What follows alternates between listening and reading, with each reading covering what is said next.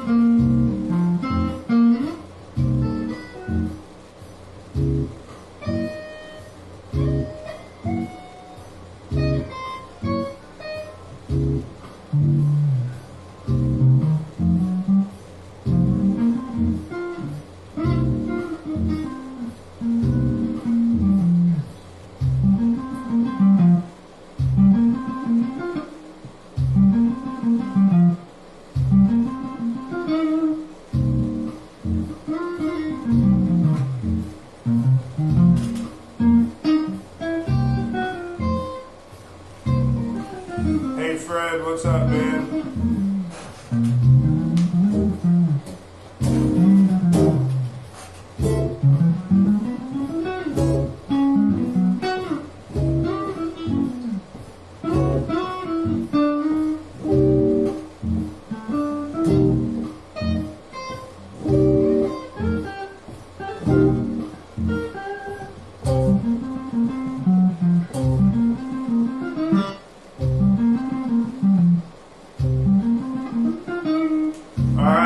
Oh, Chris, what's up, Chris?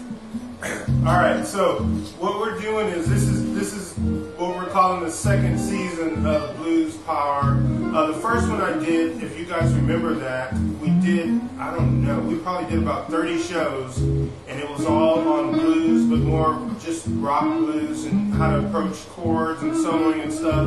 So this time what we're going to do is we're going to tackle blues and jazz and kind of blend them together. The progression we're using is Thunder Walk from George Benson. So look that up when you see it. I have a backing track for it. So if anybody wants the backing track to follow on this series, message me and I will send it to you for free. You just got to message me with your email, okay? Stacy, what's up?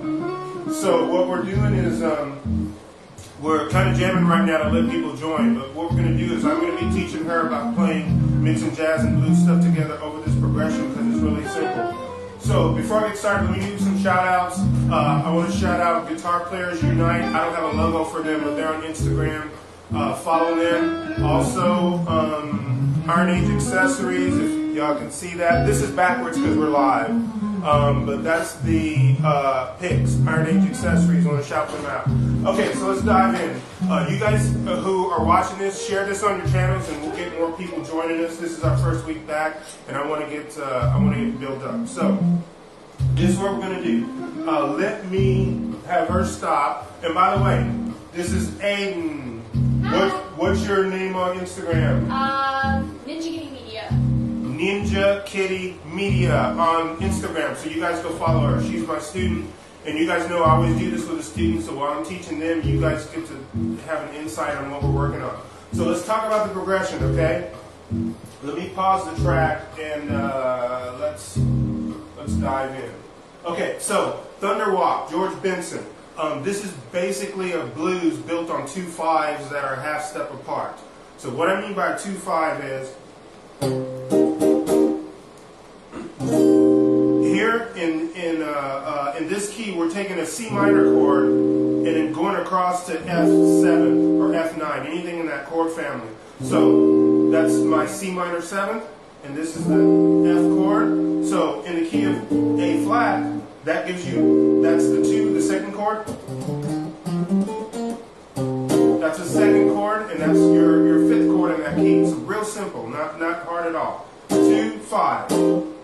Now what he does is move it up to a half step higher, so it's sharp. C sharp, okay, to F sharp, okay.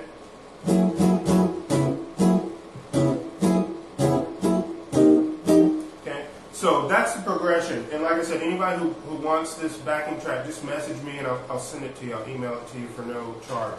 Just be sure you share these videos, all right? So I'm teaching her how to play over these 2 5s, but we're mixing blues ideas and jazz ideas together so that you're not stuck only doing one thing. So if you're familiar with the blues, you already know the pentatonic scale. So play your pentatonic scale.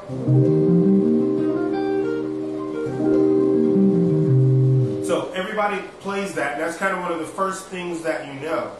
But if you guys know me and you follow this channel, I'm not one of those people that says throw out the blues scale, it's boring, you know, you only got 5 notes, you can't do stuff with it. So what we do is we take that basis and do stuff with it so that we can flavor it and make it sound good according to whatever chords you got to play over. Okay, so when you're in this key, this 2 5 to me still means everything that's in A flat. I don't think of playing over the 2 chord and then switching and what am I going to do with the 5 chord. These 2 chords are the same, okay? 2 chord, 5 chord, exactly the same. So watch, let me play the 5 chord, play the pentatonic scale again. Here's the 5 chord.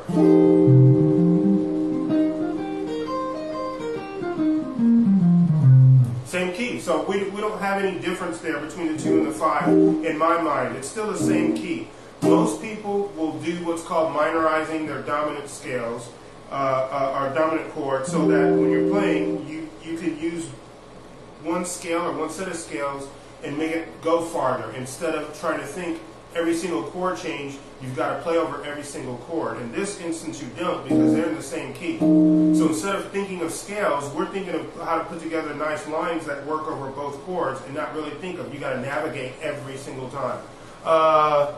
Lewis, what's up? Chris, what's up? Thank you guys. Share this video. We're going to do them every week, okay? So let me recap what we've gone over so far before we started the show, okay? So we already did pentatonic scale, which she played, okay? The other thing that I like to remind people is that there are notes here, since we're playing over the 2 chord, there's notes in this pentatonic scale that you can add to it, okay? So the first one would be the 9th,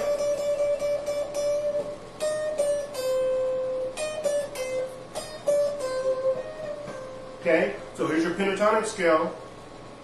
Make sure I'm playing the right key. That's your 9th, so we're going to add that one in. Okay? The next one we're going to do is we're going to add in this one, 2nd string. Okay? That's your 6th. Okay? Those aren't in the scale, but you can add them in because they're not in the pentatonic scale, but you can add them in because they're in that key.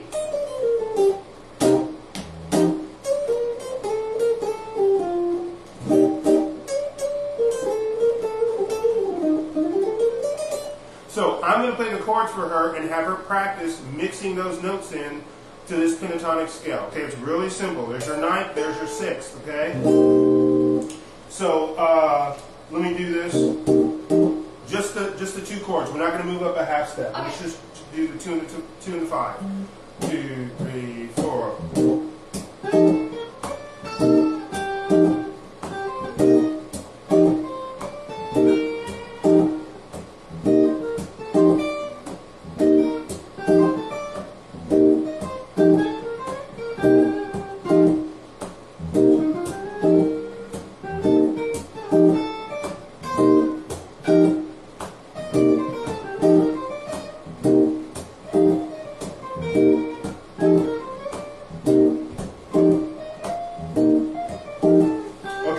Hear how good that sounds? What we're doing is instead of making jazz stuff really complex and complicated, really focus on playing good lines and following your ear. It doesn't have to be really complicated to do all this stuff. We took that pentatonic scale, added the 9th and added the 6th, and that's it. Chris, I already said Chris, he got me a thumbs up. Ronnie, what's up? Jose, what's up? How you guys doing? Be sure to share this video if you're able to. Okay, so the 9th and the 6th is what we added, okay? We're keeping it simple. It doesn't have to be complex. The reason I teach the way I teach is because years ago, when I started wanting to get into jazz, I kept running into roadblocks and having to put stuff in bits and pieces. And as I started teaching, I figured out some of this stuff doesn't work as far as how you explain it, and it's way too complicated.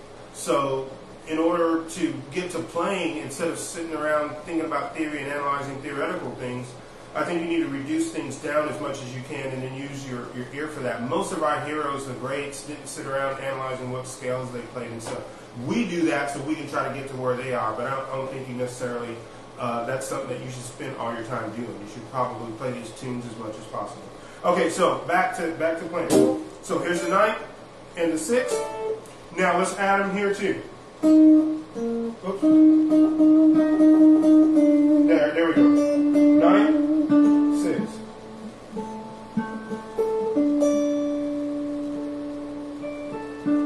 Okay, so same thing, but now we're an octave lower. We're going to add all those in. So we have now all out of that pentatonic scale. Not hard at all.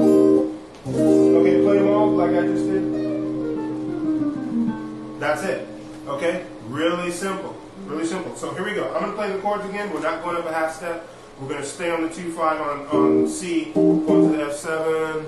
Mike Richmond, what's up? Thank you, man. Okay, here we go. 2-5. We're just going to stay there. 3, 4.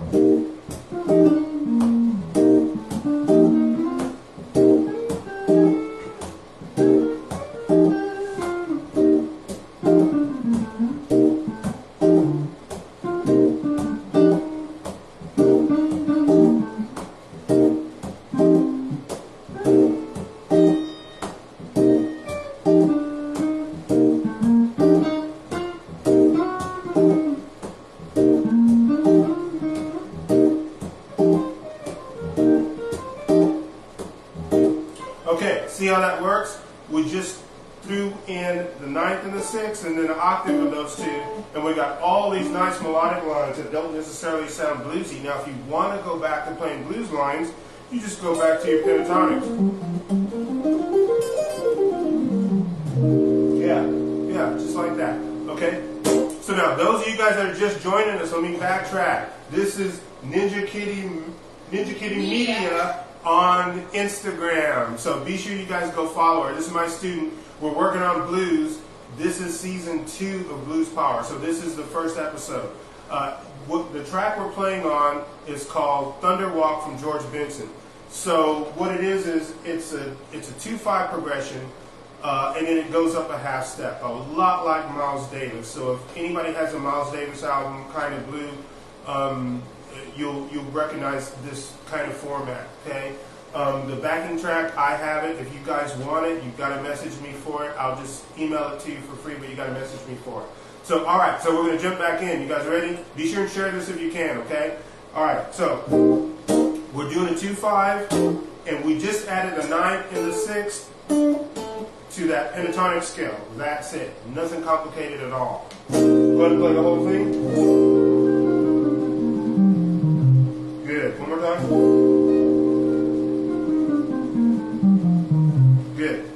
Now, if you're playing stuff and you want it to sound bluesy, you're going to take out those notes and stick to your pentatonic scale, and it'll automatically be more bluesy. If you want it to sound more melodic, then you're going to start adding notes to the pentatonic scale and expanding it, okay? You won't just leave it as the pentatonic scale. Now, as far as jazz goes, who we got here? Moses, what's up, man? Good to see you. All right, thank you. As far as playing melodically and playing in the jazz context, you're going to notice that jazz guys, you're not going to see the... Instead, you're going to see half steps. So they'll approach notes from half steps, sliding into a more, and swinging the eighth notes versus bending to the notes that you're trying to go to. So go ahead and demonstrate that.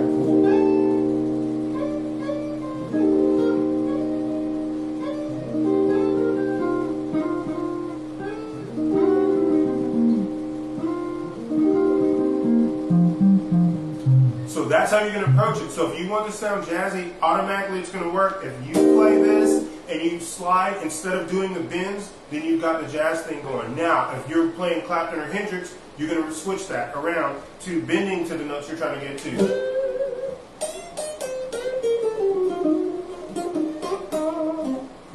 Yeah, do some bends.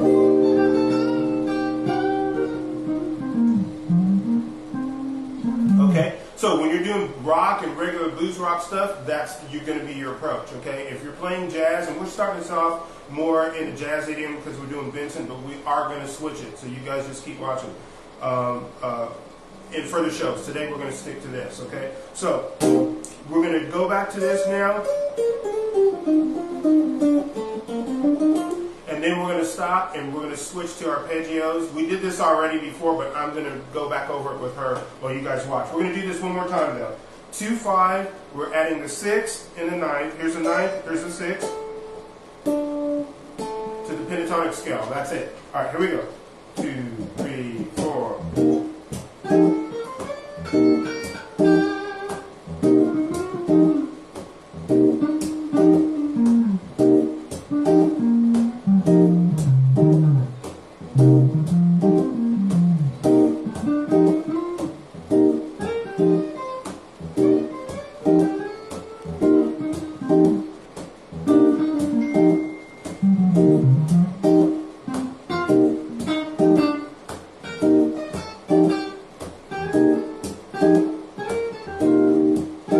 Okay, so now the next thing I mentioned with her, this is not like an order of importance either, so you guys that are watching this. We talked about sometimes playing your lines instead of in order. Instead of playing them in order, adding arpeggios to the lines. Great seeing you. Cool. Thanks, Moses, man. Appreciate that. Jennifer says, hey Mel and Aiden, sounding great. Thank you guys, appreciate it. All right, so we went over this before, but I'm going to reteach her, and you guys can learn this too. Any notes that line up here, that line up visually, that you can see a shape or whatever, you can actually just play that, and if it sounds good, keep it. If it doesn't sound good, throw it out, even if you don't know what those notes are. So let's take, for instance,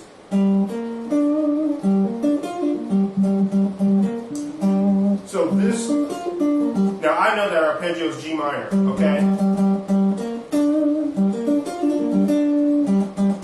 But if you didn't know that and just saw that these notes line up, you can still throw them in there. You don't have to know what all these notes are, okay?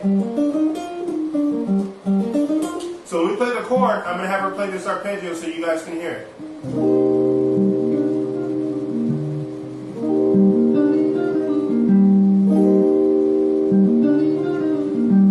Okay, now what we just did in jazz is called substitution, okay? Whether you call it that or not, this G minor is in that same key, and it adds a melodic way to play over this chord, so you don't always have to play the box if you don't want to.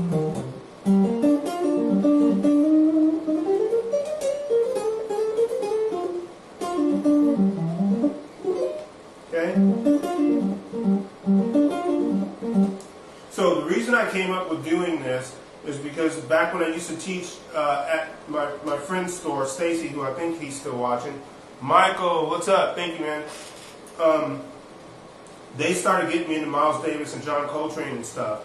And back then, I was playing more like shred-type guitar stuff. When I heard horn players shredding, I guess, if you will, I realized that a lot of times they're outlining the chord tones because they can't play chords on the saxophone or on a trumpet. You can't do that. So I wanted to add that in, and not just in a sense of guitar, but really, you know, layering some notes in there that will match with that chord. So this is what I showed her last week. So we played G minor over that C minor just then, okay?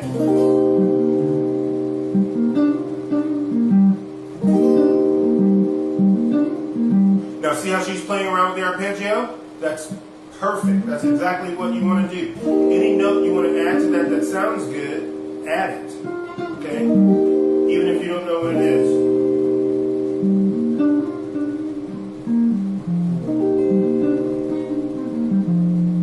And then you have a good line. So that's G major, G minor 7 arpeggio on top of the C minor. Now, here's the cool thing. I told you guys we're in the same key, right? So now I'm going to have her play the same thing, but I'm going to switch to the 4 chord now. Bud, what's up? Thank you. Saad, thank you. Okay, so 4 chord now. Same arpeggio.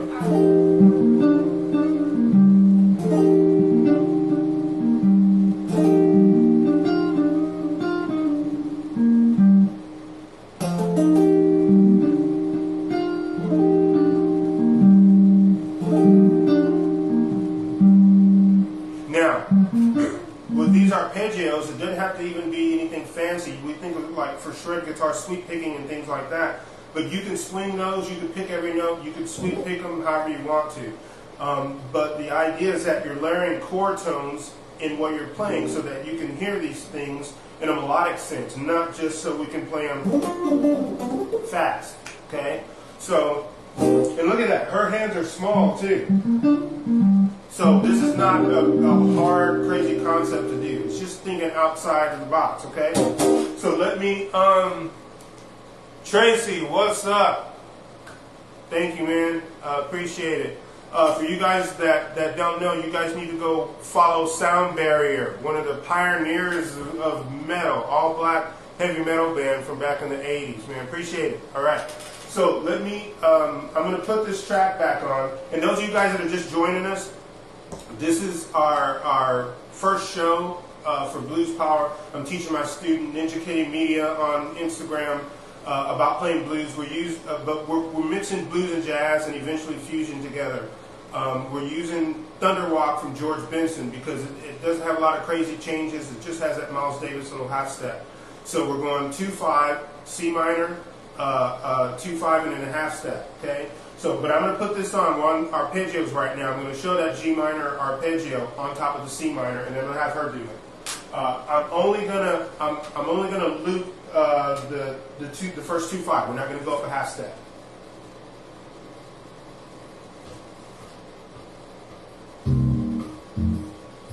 Okay, so 2-5.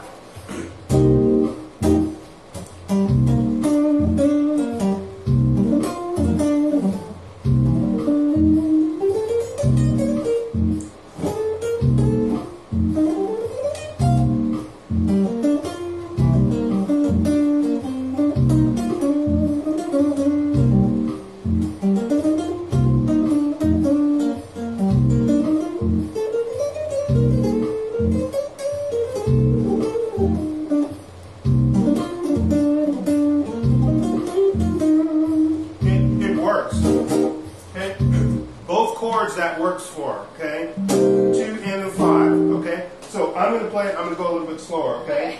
You don't have to sweep them, you can play them individually or whatever. We just want to get used to layering that G minor on top of that C minor, okay? And then on top of your F7, okay?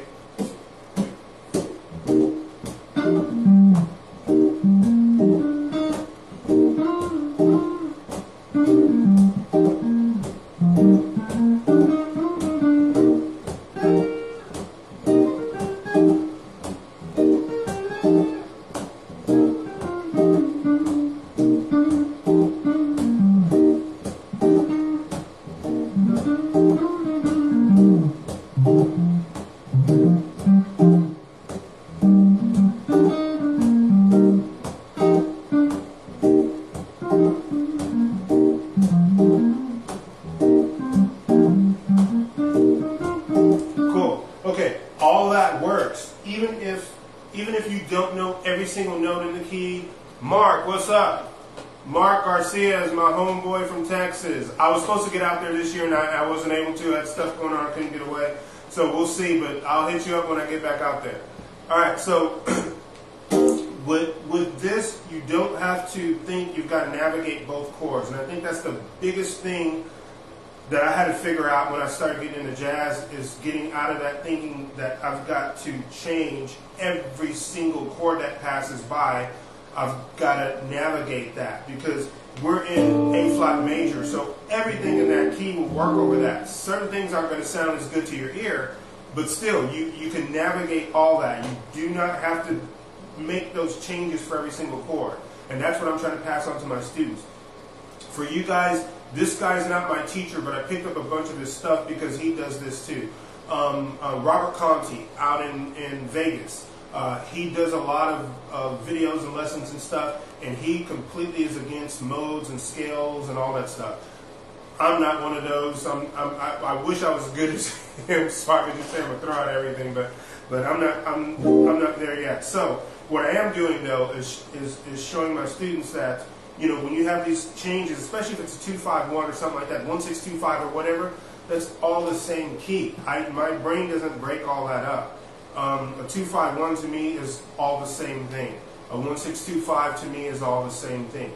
The notes that you play that don't fit, then throw them out, don't use them. Okay? Which brings me to my next thing. We went over this already, but I'm going to reiterate it now. Just with what we've done so far with the 6 and 9, we're going to talk about notes that are not in the key. Okay? If you listen to, I like Jeff Lee Johnson, Scott Henderson, Vernon Reed. You know, I like a lot of the fusion guys too, and I like a lot of the blues guys that add jazz things. For a lot of people, this is a big hurdle, and that's when you hit a note that's wrong, or technically wrong, okay? And I went over this with her, but we're going to do it again here.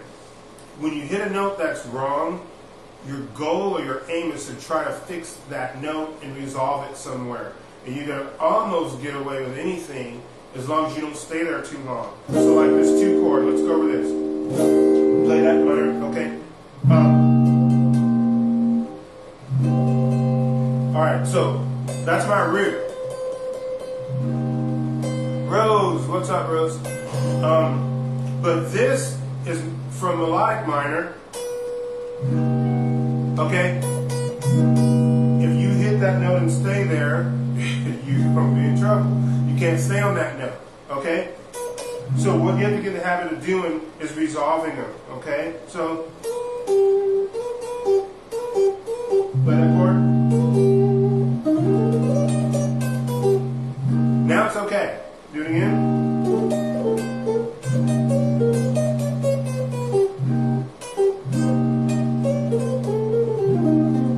So that is a major 7, okay? That's for melodic minor, and I don't really think melodic minor to me that's a major 7th that's not in the key, okay? It's an A instead of an A flat. So it's not in the key, so I resolved it to here. So that's the 5th, but even if you don't know that it's the 5th, it doesn't matter. Just move the note somewhere. Okay? So here's the major 7th, not in the key. And we're going to take this note right here. Yeah, so keep that C minor in mind. Okay, so major 7th, 5th. Major 7th, root. Okay? So, I try to tell them, Roger, what's up, man? I try to tell my students to try to not to be afraid of the bad notes, because inevitably, you know, we're human beings, and there's all kinds of things that come into play when you're playing. So I want to make sure I teach them to not really be afraid of what you call like bad notes. Like if you hear Scott Henderson, sometimes he'll demonstrate in videos on purpose going a half step up from the key and just playing stuff and then bringing it back. And that's an art in itself too. So don't be afraid of the bad notes. Just try to fix them really fast. And I wish I could say, you know, I can play a whole set and never hit anything bad, but that doesn't happen ever. You know, a lot of times, you know, you get up on stage, sometimes you forget what you're supposed to play, you know, so you have to learn how to being human, you have to learn how to deal with all that stuff.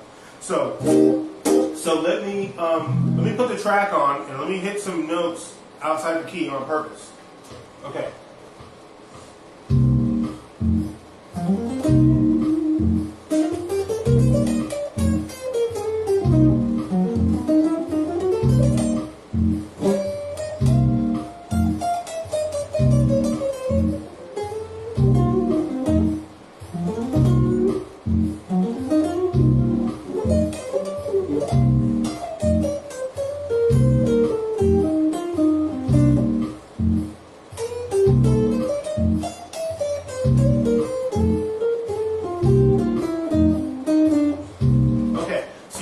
So, thanks, Roger. Dion Washington, thank you, man. So, you try to work that to where those notes that are outside the key, those notes that are technically wrong, you try to bring them in somewhere. And like I said, how I ended up on this journey and what I'm teaching Aiden here is that when you hear people who are masters at this, especially the horn players that are masters at this, they know how to take the notes that are outside the key and bring them back in. And like I said, that's an art, and I think most of us want to be as good as that. You know, take for instance John Coltrane. Sometimes there's changes going by, and it's almost like John, and I heard people say this before, it's almost like John Coltrane can take his horn, like, and envision it like a sheet with notes all on it and just throw that sheet out over the changes. And that's amazing to be able to do that. So in saying that, when you're aspiring to get to that point, inevitably, you know, you're going to hit some stuff that's not exactly what you wanted to hit or not exactly the key or whatever. So that's when you practice just figuring out how to fix them, how to resolve them. Okay, so I always tell them if they hit something, don't be afraid of it. Just go with it. You know, try to bring it back to somewhere else. All right, so now where are we at here? I don't even know. Oh, we're doing good on time. All right, for those of you guys just joining us, this is season 2 of Get Blues Power, or Blues Power, I should say. This is ninjakittymedia. This is Aiden, my student. I'm teaching her how to play blues and jazz and rock and mixing them together. We're doing this over George Benson's Thunderwalk changes because it's a lot like the Miles Davis kind of blue era type stuff. 2/5, and then up a half step. Okay, so it gives you some good backing for trying to work out how to play jazz 2/5s, and then how to break out of just doing standard pentatonic scales also. So what we've covered so far, we've done over this one chord, over the 2 chord, I'm sorry, just one scale with some notes added to it. So pentatonic scale. We added the 6th and the 9th to it. Okay, do that again. Okay, so 6th and 9ths in there. And then we did one arpeggio. Okay, we haven't even, I love using arpeggios, little short arpeggios. We haven't dove too far into that yet. Just the one, which is we did G minor on top of the C minor.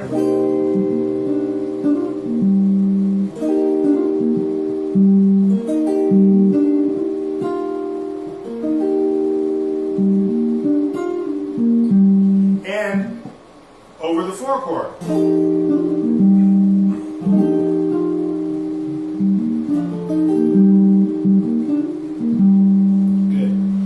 Now, we haven't gotten to more fusiony stuff, but you guys that are more rock guys, same thing applies. If I were to change my tone, I'm not memorizing 20 billion different scales and all this stuff to play.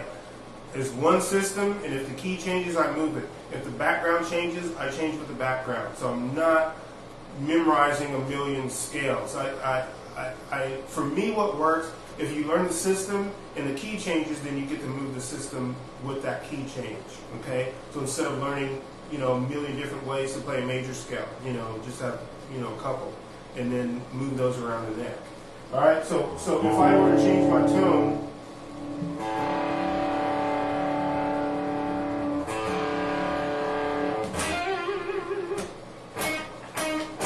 play that C minor chord.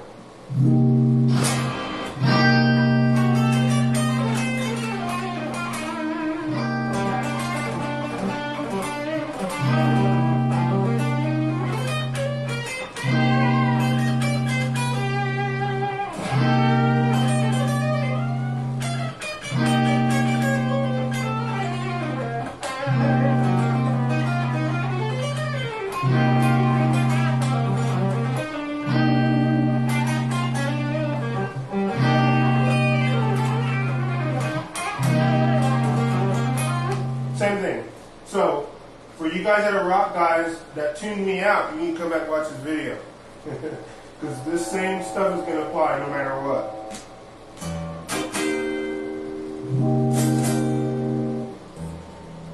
Okay. Okay, so what I'm going to do, I'm going to put the track back on. We're going to play for a little bit. But what I'm going to do, though, is I'm going to put the whole track on and have her play the head and do the half step and then come back around and then solo. With this track, and I mentioned to you guys before, if you want to practice over this, I keep looking over here, my computer's over here. I can email it to you guys for free. You just got to send me where to email it to so you guys can practice over it. But it's just a 2/5 again, and then half step up. Okay, a lot like those kind of blue type changes. So, thank you, Roger. So I'm going to put it on. We're going to run through the whole thing so you guys can hear how the whole thing goes. When I did the track, I did it as far as the head goes, making that repeat. So you're going to hear it go through the whole entire thing, and then the little stop time thing at the end, and then it's just going to cycle back around. Okay? All right. So...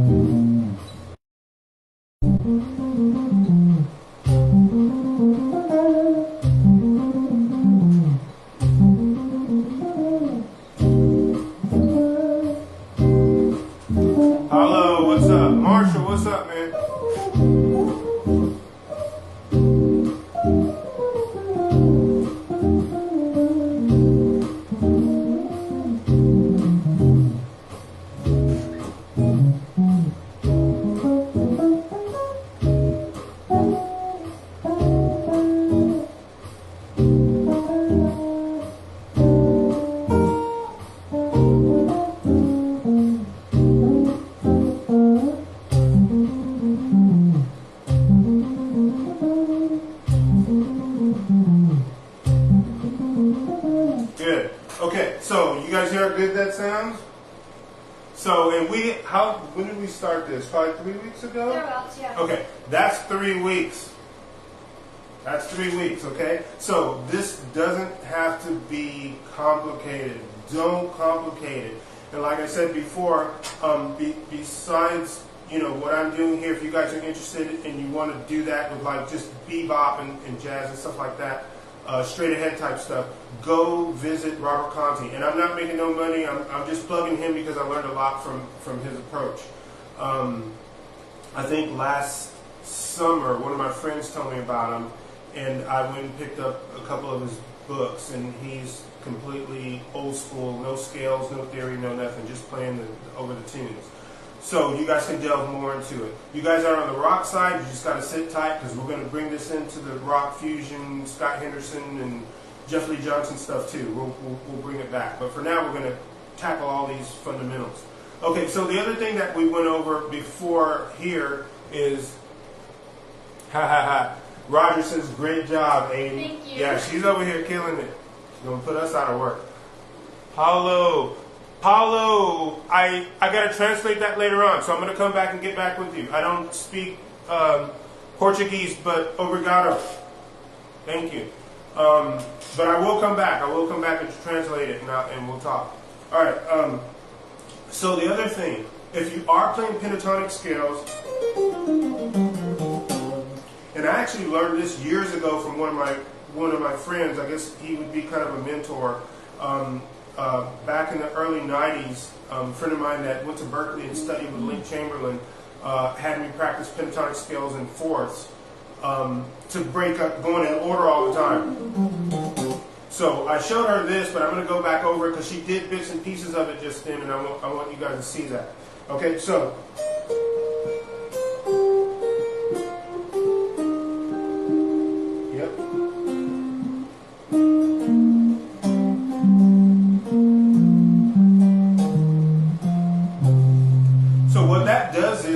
When you play the pentatonic scale in fourths, it gives you that kind of jagged sound versus having to go all the way through the scale all the time in order. Okay, when you're playing a stringed instruments, that's always the danger, is to follow the patterns that you're using and not to break out of them. So if it's linear, or if it's the box for the pentatonic, so this.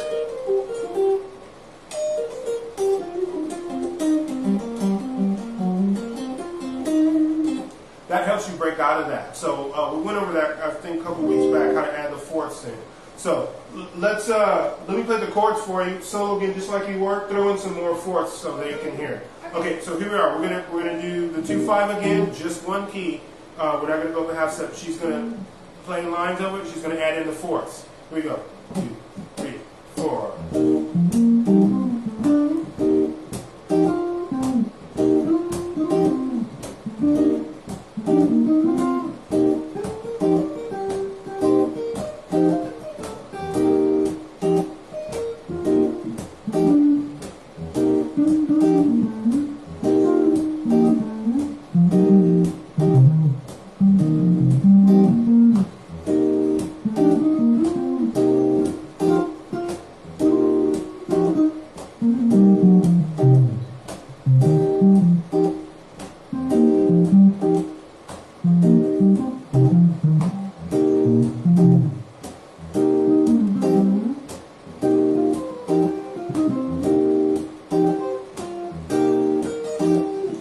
See how that works? So the fourths will help you break all that stuff up so you're not just going in order all the time.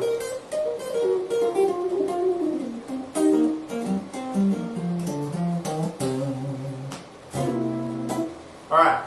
Roger Tellez, what's up, man? I see you online, but I haven't seen you in ages. Roger Tellez, good guitar player, friend of mine, used to take lessons way back in the day. So what's up, Roger? Thanks, man. All right, so far, let me recap how we're doing. We're rocking on time. So far, we got the 2/5. We're playing over Thunderwalk changes from George Benson. Pentatonic scale. Let's just recap them all for them. So pentatonic scale. Okay, the 6th and the 9th, or 9th and the 6th. Okay? We did just one arpeggio, G minor, layered on top of that C minor.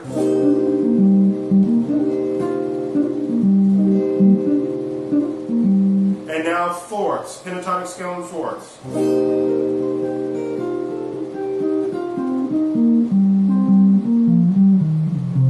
There we go, okay? So just with that, there's a lot of mileage. We haven't even explored the rest of the neck yet. We're still in this area, okay? So those of you guys that are just joining us, that was a recap of the techniques that we did. We're talking about playing blues and jazz and mixing them all together.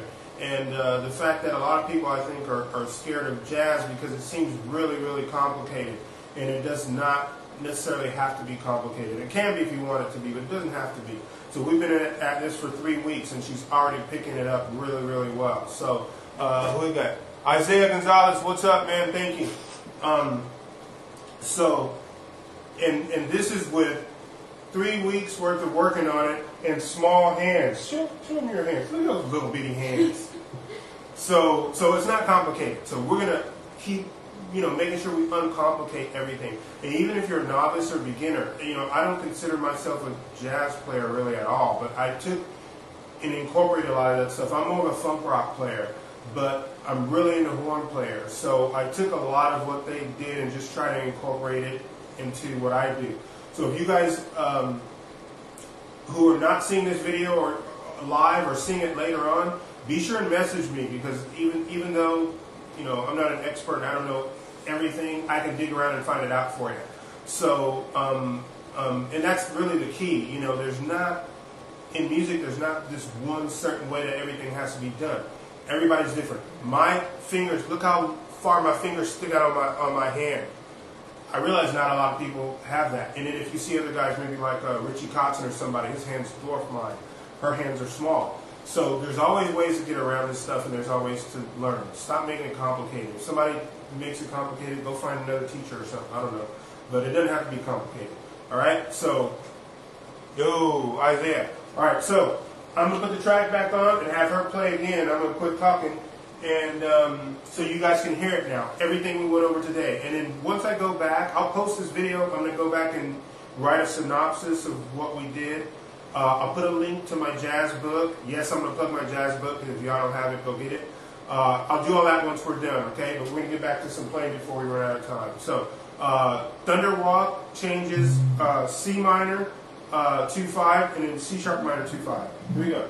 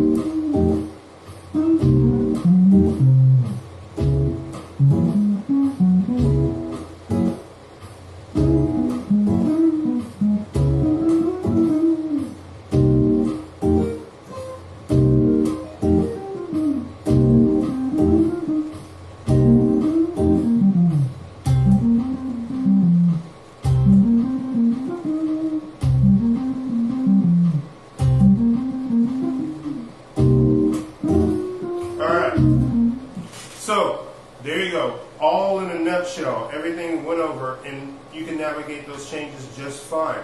Even if we went 2-5-1, okay, usually in jazz tunes, that cadence, you're going to have 2 chord, 5 chord, then you're going to have an A major 7. Yeah. So go ahead and play 2-5-1, just slow.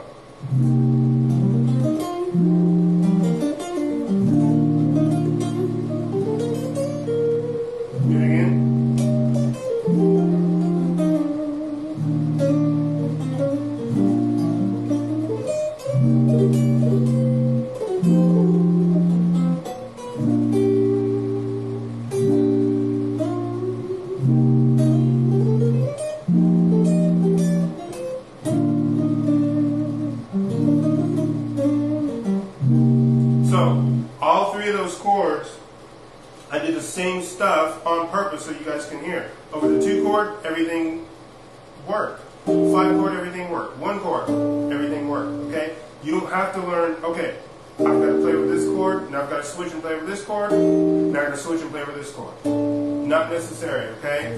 That's what y'all need to remember. When you get away from this video and start practicing on your own. 2, 5, 1. That's all A flat, okay? It doesn't have to get complicated at all. If you have a dominant chord, let's say you're in a different key and you have a dominant chord, and if you read articles with like Pat Martino and some of the other guys, this is like an automatic thing. If you're on one of these chords that's on root 5 and it's a dominant chord, minorize it. Use what you know instead of thinking you got to navigate every single one. So let's say, no, not that. Let's do one odd. D flat. 9. Okay. So let's take a 9 chord. Right here. Right there. Let's play 9 chord. Okay. So D flat 9. Yeah, that's really good. Sounds awesome. Thank you, Isaiah. I appreciate it. Okay. So instead of thinking, oh no, what do I got a D flat 9 chord. I don't know what to play over that. Hey, dude. Pentatonic scale, back home. Back home. So we play the chord for you, and she's learning this too. I'm just throwing this out there. So watch. D flat 9.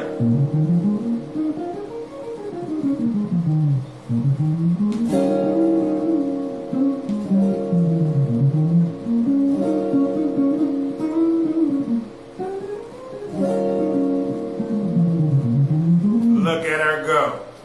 I told y'all it's easy. Okay, D flat 9. Okay, now you can make it more complicated than that if you want to. Okay, not saying that's the only thing you can do, but I'm showing you her as a novice. You don't have to be scared of that chord.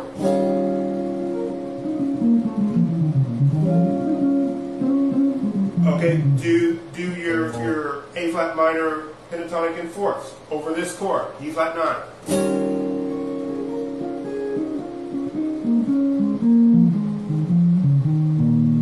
Okay, see how that works?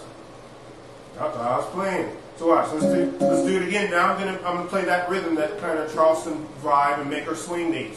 Same key now, okay? Okay. Now I just threw this at her. She didn't know I was gonna do it. Okay, here we go. 2, 3, 4.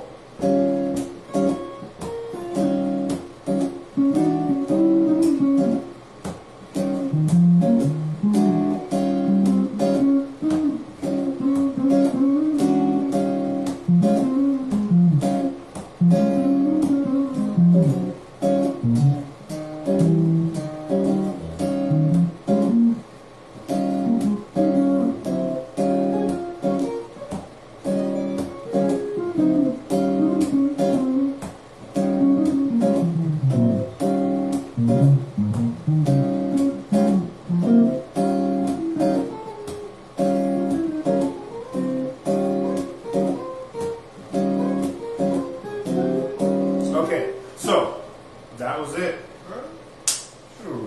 All right, so Billy Brewer, what's up?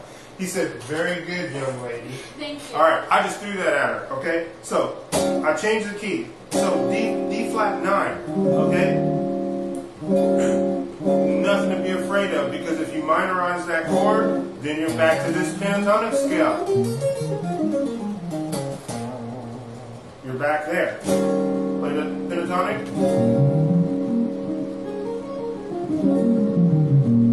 Play the pentatonic with the 6 and the 9s.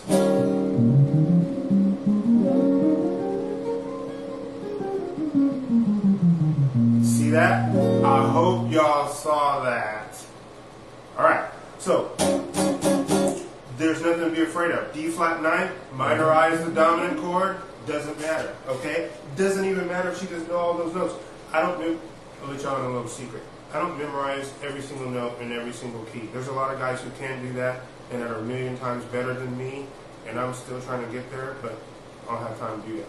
Okay, so what I do though is I make sure I know where all these intervals are so that I can grab them when I'm playing. So here is D flat 9. If I start off with this, I know that's my ninth, that's my root, that's my sixth. You know, this is my flat 5, my blues note right there. Major 7th, which I won't use without resolving. You know, I know where all those are. Okay, root 3rd, 5th, flat 7th, 5th, 9th, 5th, sorry.